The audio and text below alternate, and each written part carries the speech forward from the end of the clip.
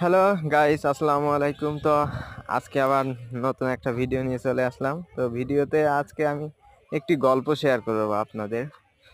এক নদীর পাশে এক বানর আর কুমির বাস করত। তো তাদের ভিতর বন্ধুত্ব হয়ে গেল। বন্ধুত্ব হতে তাদের বন্ধুত্বটা খুবই মজবুত হয়ে গেল।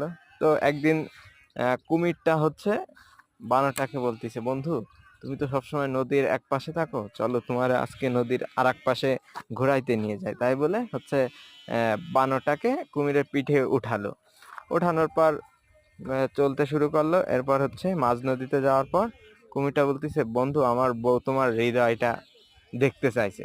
তখন বানরটা ঘাবড়ে গেল, যে বুদ্ধি খাটিয়ে বলল, বন্ধু আমার হৃদয় তো গাছে রেখে এসেছি, তুমি আমাকে কুলে নিয়ে চলো, তারপর গাছ থেকে নিয়ে আসবো। এরপর কুমিরটা বানরটাকে এপাশে নিয়ে আসলো।